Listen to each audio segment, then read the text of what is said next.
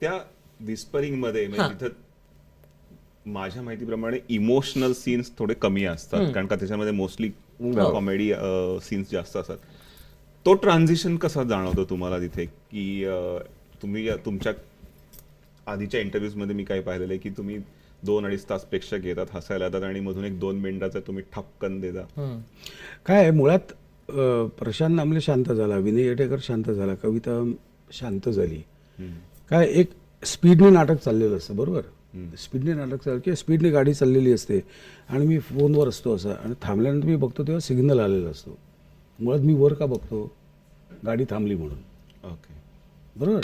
तसे आमचा जो फ्लो आहे तो फ्लो जेव्हा थांबतो, म्हणजे फॉर एक्झाम्पल एका लग्नाची गोष्टमध्ये, पुढची गोष्टमध्ये, तो फ्लो थांबल्यानंतर लोकांना जाणवण्यासाठी एक वेगळी ट्रिक करावी लागते.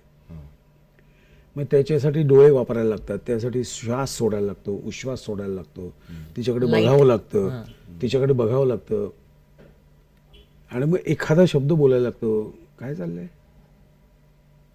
हां, पिन ड्रॉप सायलेन्स होतं, होल्ड करणं ना, ते पिन ड्रॉप सायलेन्स होतं की अरे बापरे काहीतरी वेगळ्या दिशेने त्या चाललं, मोमेंटलाच जाऊन आलो सेकंदभरासाठी. ते वेगळ्या दिशेने चाललं आता नाटक, हे लोकांना कळण्यासाठी तो एक हार्डली एक 20-25 सेकंदाचा खेळ आहे तो.